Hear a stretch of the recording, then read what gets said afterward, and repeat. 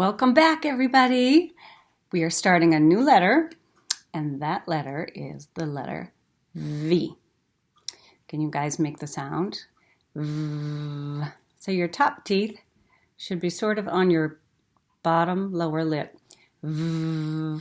And you should feel like maybe a funny vibration on your bottom lip if you're doing the sound right. V. And I'm going to write the V for you, uppercase V. Start at the top, slanted line down, freeze. Don't move your marker or your pen, pencil, crayon, whatever, and go right back up with a slanted line. V. And lowercase looks exactly the same, except it's smaller.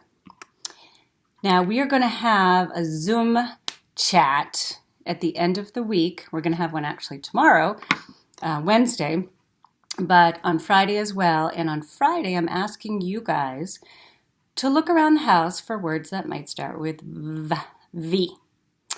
You can draw a picture. You can print something off the internet, however you would like to do it. But I'm going to give you guys just a few ideas as to some things that start with the letter V.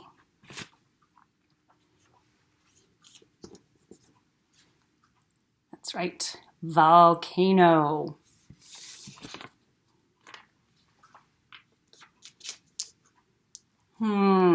Is that a guitar? G.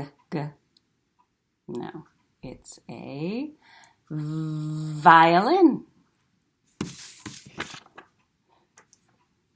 This is an interesting one. I don't know if you've seen one of these guys before. It's a very large bird, and it is called a vulture. We don't have those around here.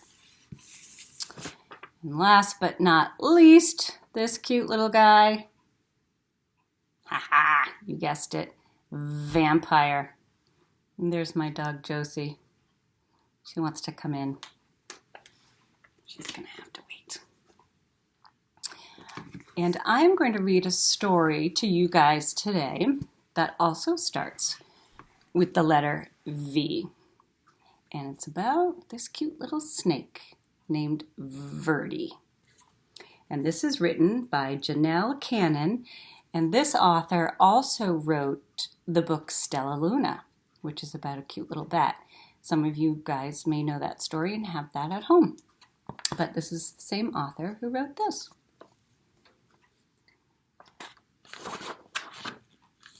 Verdi.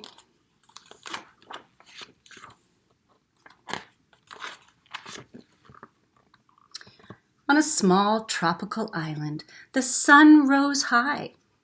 High above the steamy jungle, a mother python, which is a type of snake, was sending her hatchlings, little babies, out into the forest the way all mother pythons do. Grow up big and green as the tree's leaves, she called to her little yellow babies as they happily scattered among the trees. But Verdi dawdled. That means he just kind of didn't follow the others. He was proudly eyeing his bright yellow skin. He especially liked the bold stripes that zigzagged down his back. Why the hurry to grow up big and green, he wondered. Maybe some of the other snakes in the jungle could tell him. Verdi ventured into the treetops to look for them. Umbles, Aggie, and Ribbon were lazing on some of the branches nearby. Verdi peered at their droopy green bodies. I don't know if you can see the difference. He's definitely more yellow, and these guys are more green. It's not polite to stare, chided Aggie. Umbles burped and groaned. It's taken nearly 4 weeks for that last lizard to digest.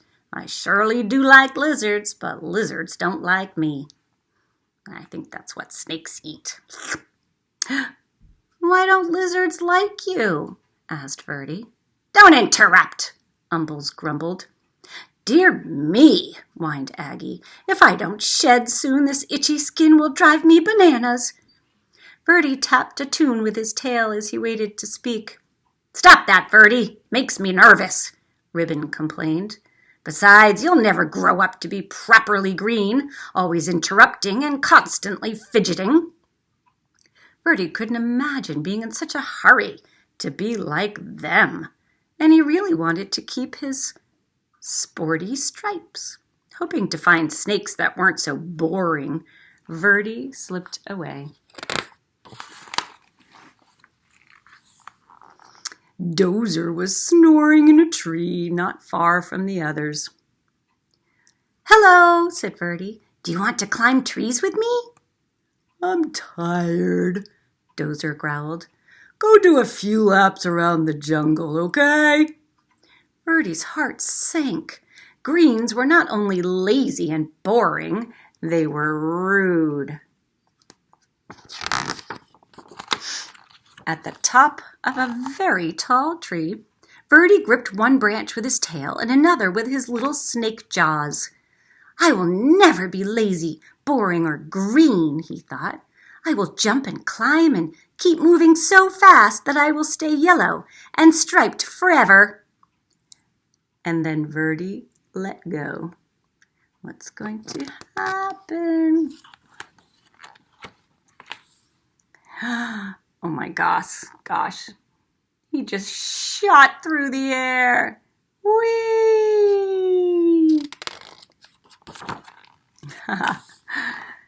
From a distance, the greens watched.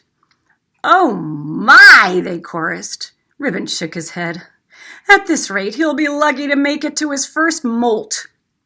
Molt is when they shed their skin for the first time. Or when they shed their skin. Aggie nodded. He's likely to put an eye out on a branch. Umbles moaned. He may not live to turn green. There he is in the background, flying through the air. But one day, Verdi's skin began to peel, revealing a pale green stripe stretching along his whole body. Cack! He gasped. How can this be? I'm the speediest snake in the jungle, and I'm still turning green. He raced down to the river, grabbing up a mouthful of rough leaves. Verdi flung himself into the water. If I can't run this green off, I'll scrub it off, he thought. He does not want to turn green. His frantic splashing caught the eye of a large bottom feeder, cruising the murky depths. Yum, the old fish hummed. Lunch. See this guy come in? There's Verdi up there. Before the fish could haul Verdi under, the frightened snake bit him on the nose. Ah, pooh! With a blast of his rubbery lips, the great fish sneezed, sending Verdi into the air. Slapping onto the soggy shore, Verdi, skidded out of reach. Phew, that was a close call. Phew, that was close, he sputtered. Every inch of his body was covered with wet, gloppy mud. Kind of lumpy, kind of brown. Sure beats being green. He left the mud on. But the soft, brown muck dried into a hard gray shell, and Verdi could barely move. If he even budged, the stuff cracked off in jagged chunks. As each piece fell away, Verdi could see that his body was even greener than before. This is terrible, cried Verdi. He pictured himself hanging around in droopy loops, itching and complaining and worrying all day like the old greens. He looked up into the sky where the sun blazed a beautiful yellow, just the color he used to be. Then he pulled a vine to the top of the tree. There he is. Launching himself from the treetop, Verdi startled a flock of colorful birds. He became dizzy with delight. Sure, the bright sun and his lofty speed would turn him golden again. In his joy, Verdi forgot he would fall back to earth. Ouch. Whippity, whappity, flip, flap, wham! Plummeting through the trees, Verdi landed in a crooked sprawl across a log on the forest floor. He couldn't move. "Help!" he croaked. As usual, the Greens had been watching Verdi's antics. They moved quickly to where he lay. "Didn't we say it would come to this?" Umbles said, shaking his head. Aggie sighed. Well, lucky thing he's still got 2 good eyes." They gently lifted Verdi up to a safer place where they could watch over him while he healed. Well, that was nice. Maybe the Greens aren't so bad after all. Neatly splinted to a branch, Verdi had no choice but to listen to the Greens as they gabbed. Chat, chat, chat. "Remember how I used to streak across the forest floor?" Ribbon asked. "Quick as lightning," answered Aggie. "And I climbed giant trees like they were nothing. They grew taller than, you know." "The things I dared to run down and swallow," Umbles bragged. "Wild boar were no match for me." Verdi was astonished. "You used to run and climb and hunt giant pigs? What happened?" Ribbon crashed, just like you," Aggie replied. "I took a terrible fall and almost put an eye out. Then old Umbles here nearly choked to death.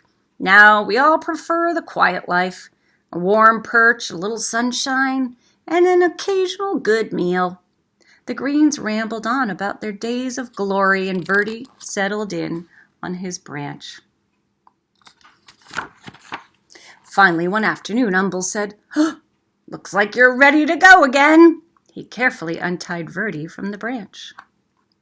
"You are welcome to come with us," said Aggie. Ribbon agreed.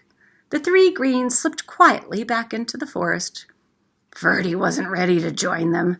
He wasn't sure where he wanted to go, so he just stretched and stayed put until the sun went down. He listened to the forest come alive. Ooh, this is great illustration. What kind of animals do you see there?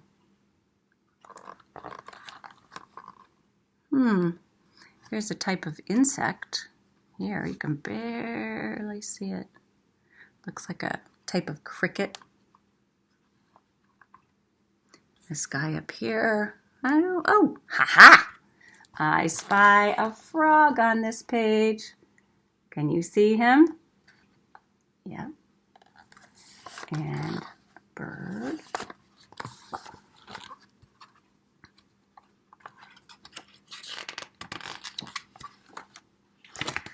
Time passed. The sun and moon took turns in the sky. Verdi marveled as the full moon grew thinner every night, and then he watched patiently as it slowly grew round again. He wondered why he hadn't noticed that before. Verdi became so green that he blended perfectly with the leaves. He was so still that other creatures walked right by without seeing him. See, this guy doesn't even see Verdi because Verdi is camouflaged.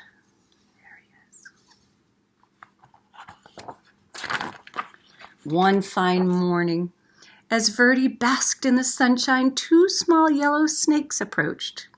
They tapped and fidgeted as they stared. "Get a load of that old green guy," one of them whispered.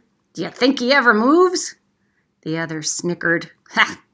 I seriously doubt it."